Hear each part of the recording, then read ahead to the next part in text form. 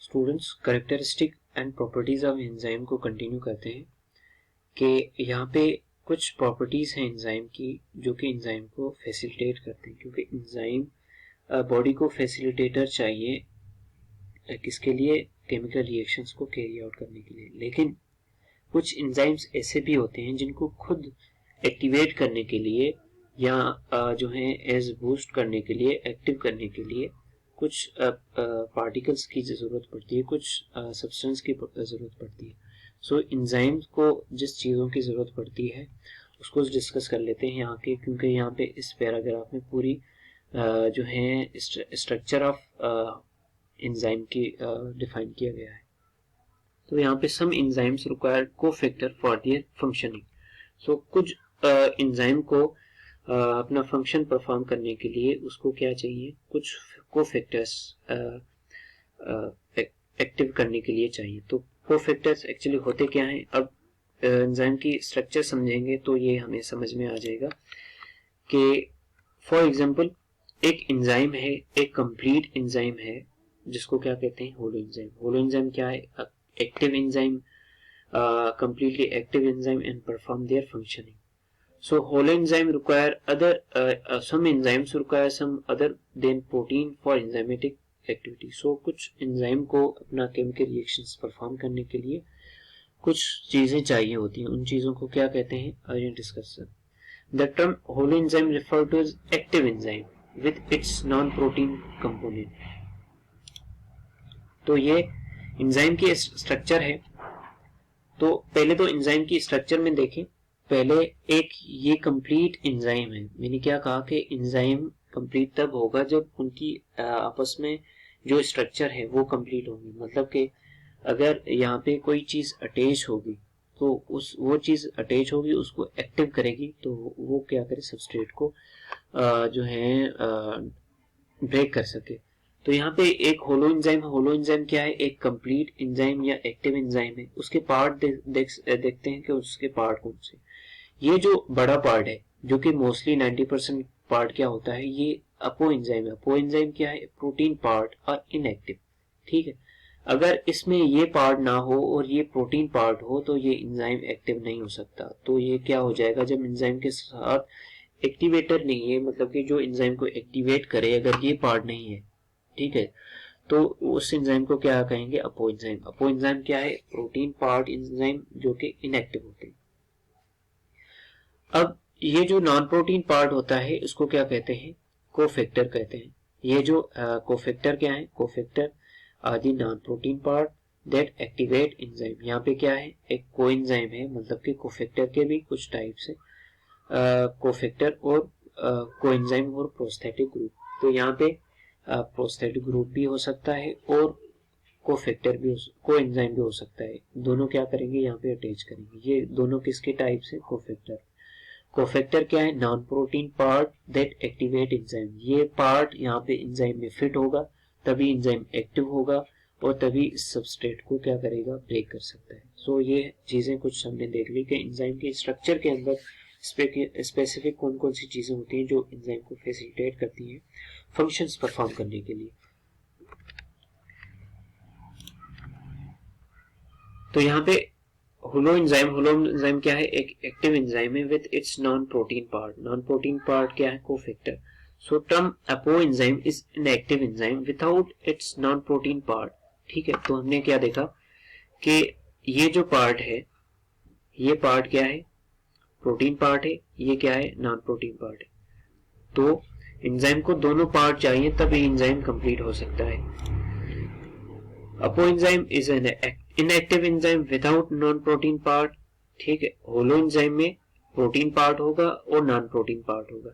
जो protein part होगा वो क्या है, इनएक्टिव है, और नॉन प्रोटीन पार्ट क्या है, जब ये फिट हो जाएगा तो एंजाइम एक्टिव हो जाएगा। If non protein part is metal, ठीक है, नॉन प्रोटीन पार्ट के भी टाइप्स हो सकते हैं। नॉन प्रोटीन पार्ट क्या है, जिसको कोफैक्टर कहते हैं। यहाँ पे देखें कि ये जो नॉन प्रोटीन पार्ट है कोफैक्टर, इसके दो टाइप्स हैं। ठीक है, दो टाइप्स में क्या है कि अगर ये नॉन प्रोटीन पार्ट मेटल है तो उसको क्या कहेंगे, इसको कोफैक्टर कहेंगे। कोफैक्टर में क्या है, प्रोस्थेटिक ग्रुप भी आ जाते हैं।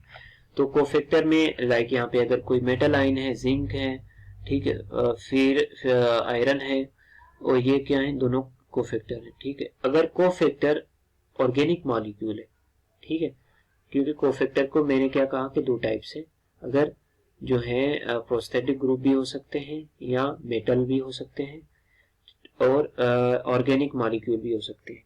अगर ऑर्गेनिक मॉलिक्यूल है तो उसको क्या कहेंगे, कोएंजाइम कहेंगे। सो यहाँ पे हमने देख लिया, तो यहाँ पे यहाँ कोएंजाइम होगा, यहाँ इनऑर्गेनिक मेटल आयन होगा, ठीक है, यहाँ पे यहाँ मेटल आयन होगा, यहाँ जो हो कोफैक्टर होगा, ये क्या करेंगे, एंजाइम से बाइंड करेंगे, तभी एंजाइम क्या हो सकता है, एक्टिव हो सकता है। सो यही चीजें इसी पैराग्राफ में डिस्क्राइब की हैं कि some enzymes require cofactor for their functioning. Cofactor क्या करता है, एंजाइम को एक्टिव करता है ताकि वो अपने फंक्शंस परफॉर्म कर सके। Cofactor is a non protein substance, ठीक है, कोफैक्टर अगर नॉन प्रोटीन सब्सटेंस है उसमें भी ऑर्गेनिक और इनऑर्गेनिक। अब कोफैक्टर जो है नॉन प्रोटीन पार्ट है और अपो एंजाइम क्या है, प्रोटीन पार्ट है। अब कोफैक्टर नॉन प्रोटीन पार्ट में भी ऑर्गेनिक और इनऑर्गेनिक, जो कोफैक्टर है वो क्या है, नॉन प्रोटीन पार्ट है। अब नॉन प्रोटीन पार्ट के भी दो पार्ट हो सकते हैं, या नॉन प्रोटीन पार्ट ऑर्गेनिक हो या इनऑर्गेनिक हो। ऑर्गेनिक और इनऑर्गेनिक का क्या मतलब कि इनऑर्गेनिक का मतलब कि यहाँ मेटल आयंस हो, ठीक है, अगर मेटल आयंस है तो उसको क्या कहेंगे, कोफैक्टर्स कहेंगे, और अगर ऑर्गेनिक मेटल्स, ऑर्गेनिक कोफैक्टर्स हैं तो उसको क्या कहेंगे, कोएंजाइम्स कहेंगे, ठीक है। कोफैक्टर्स आर, यहाँ पे कोफैक्टर ऑर्गेनिक भी हो सकता है, इनऑर्गेनिक भी। कोफैक्टर अगर इनऑर्गेनिक है तो उसमें क्या होगा, ये मेटल आयंस होंगे, अगर ऑर्गेनिक फैक्टर है तो ये NADP, nicotine amide dinucleotide phosphate और निकोटीन अमाइड डाइन्यूक्लियोटाइड और flavin amide dinucleotide are used in enzyme as cofactor. तो यहाँ पे ऑर्गेनिक कोफैक्टर का एग्जांपल क्या है, NADP, NAD और FAD that use in enzyme as cofactor, जिनको enzyme as a cofactor use करता है।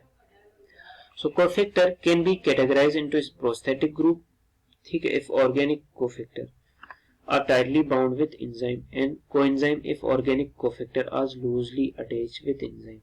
देखें, कोफैक्टर को कैटेगराइज किया गया है दो टाइप्स पे, cofactor categorize into prosthetic group and coenzyme, ठीक है।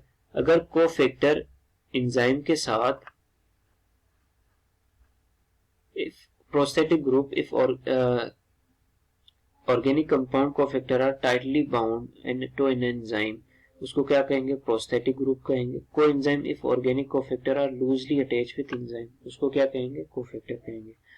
तो यहाँ पे पिक्चर में भी देख लेते हैं कि यहाँ पे कोफैक्टर में क्या कोएंजाइम भी हो सकता है, प्रोस्थेटिक ग्रुप भी हो सकता है, मेटल आयन भी हो सकता है, ठीक है। ये कोफैक्टर के टाइप्स हैं। कोफैक्टर क्या है, नॉन प्रोटीन पार्ट, ये जब एंजाइम से बाइंड करेगा तो एंजाइम एक्टिव हो जाएगा और अपने फंक्शंस परफॉर्म कर सकेगा। Many enzymes work in a sequential manner to produce a specific products. This is called metabolic pathway। मतलब कि एंजाइम जो है सीक्वेंशियल मैनर में, सीक्वेंशियल स्टेप्स में काम करते हैं ताकि जो प्रोडक्ट है वो जो रिएक्ट सबस्ट्रेट है वो सबस्ट्रेट क्या हो सके, प्रोडक्ट में कन्वर्ट हो सके। सो पहले होगा क्या कि एंजाइम एक्शन में इसको आप अगर अच्छे से समझना चाहते हैं कि एंजाइम का इसका मतलब क्या है कि many enzymes work in sequential manner to produce a specific product, मतलब कि पहले एंजाइम्स जो है सीक्वेंस से काम करता है। सीक्वेंस से काम का मतलब क्या, पहले एंजाइम सबस्ट्रेट से बाइंड होगा, ठीक है, फिर क्या बनेगा, सबस्ट्रेट एंजाइम कॉम्प्लेक्स बनेगा, उसके बाद क्या होगा, एंजाइम जो सबस्ट्रेट कॉम्प्लेक्स है वो एंजाइम प्रोडक्ट कॉम्प्लेक्स में कन्वर्ट होगा और एंजाइम क्या हो जाएगा, प्रोडक्ट से अलग हो जाएगा। तो ऐसे सीक्वेंस से एंजाइम काम करते हैं।